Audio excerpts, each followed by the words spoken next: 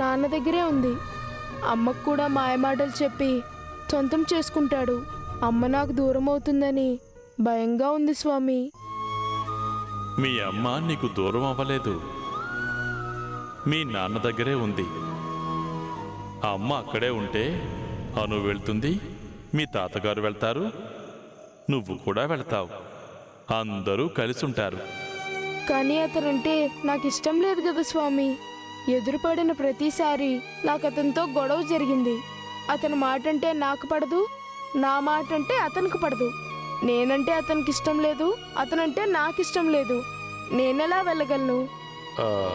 అతనంటే నీకెందుకు ఇష్టం లేదు? గొడవ పెట్టుకున్నాం కాబట్టి ఇష్టం లేదు.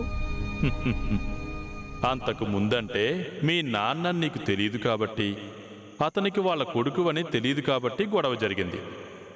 ఇప్పుడు నీకు మీ నాన్నని తెలిసింది కదా, ఇక సమస్య ఏమిటి? నాకు మా నాన్నంటే కూడా నచ్చదు కదా స్వామి. మీ నాన్నంటే నీకెందుకు ఇష్టం లేదు? చెప్పు బాలక, మీ నాన్నంటే నీకెందుకు నచ్చదు? మా అమ్మకి ఇష్టం లేదు కాబట్టి నాకు ఇష్టం లేదు. ఓహో, మీ అమ్మకి ఇష్టం లేదు కాబట్టి నీకు ఇష్టం లేదన్నమాట. అంతేకాని మరో కారణం లేదన్నమాట.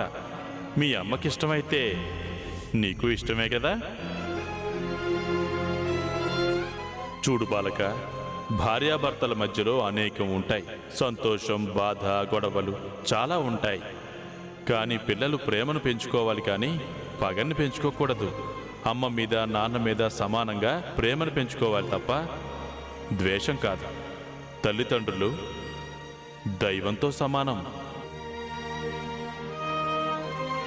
కష్ట సుఖాలు ప్రతి మనిషికి ఉంటాయి. పూర్వజన్మలో చేసిన పాప పుణ్యాలు ఈ జన్మలో మనల్ని వెంటాడుతూ ఉంటాయి. ఆ పాప ఫలమే మీ అందరికీ మీ నాన్న దూరంగా ఉన్నాడు, మీ అమ్మ భర్తకి దూరంగా ఉంది. ఆ కర్మ ఫలాన్ని అనుభవించక తప్పదు. ఆ శ్రీరామచంద్రుడి ఆశీర్వాదం నీకుంది. నువ్వేం బాధపడకు, అంతా మంచే జరుగుతుంది. ధైర్యంగా ఉండు. అలాగే స్వామి.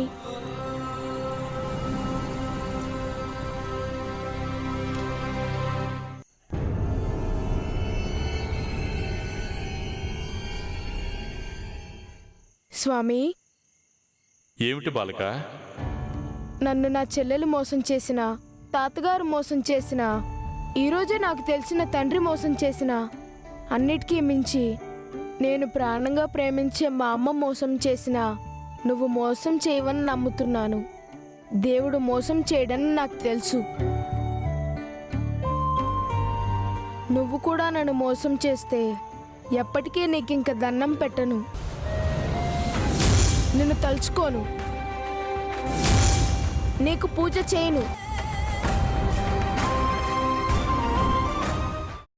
అమ్మా, అలాంటి వాళ్ళది నిజమైన ప్రేమ కాదు, అది వ్యామోహం. ఎగ్జాక్ట్లీ చిన్నత్త, నిజంగా ప్రేమించుకున్న వాళ్ళు అలా చేయరు. ఎంత మనసు విరిగిపోతే కన్న కూతుర్ని పట్టుకొని మా దృష్టిలో చచ్చిపోయా ఉంటుందా తల్లి?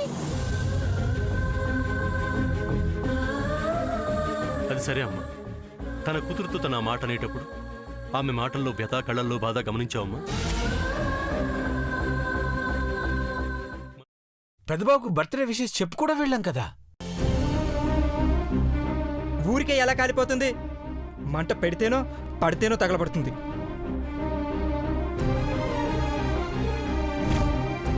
కరెక్ట్ చిన్నబాబు, నీకొచ్చినట్టే నాకు డౌట్ వచ్చింది. పార్వతే షర్టును తగలబెట్టిందనుకుంటా.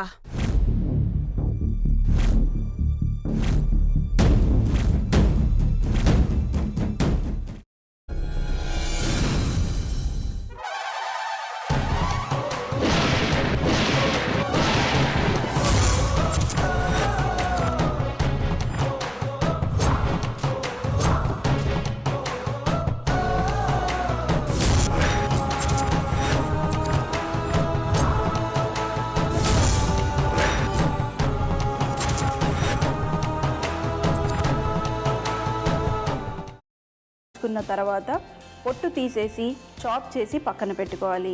ఒక ప్యాన్లో కొద్దిగా నూనె వేడి చేసి అందులో ఆవాలు, మినప్పప్పు, శనగపప్పు, కరివేపాకు, సన్నగా తరిగి పెట్టుకున్న ఉల్లిపాయలు వేసుకుని 1 నిమిషం పాటు వేయించుకోవాలి. ఆ తర్వాత కాల్చి కట్ చేసి పెట్టుకున్న వంకాయని కూడా అందులో వేసుకుని బాగా మిక్స్ చేసి బౌల్లోకి ట్రాన్స్ఫర్ చేసుకుని అందులో తగినంత చిక్కటి పెరుగు లేదా పల్చటి పెరుగు వేసుకుని మిక్స్ చేసి అన్నంతో కానివ్వండి, చపాతీతో కానివ్వండి సర్వ్ చేసినా చాలా బాగుంటుంది.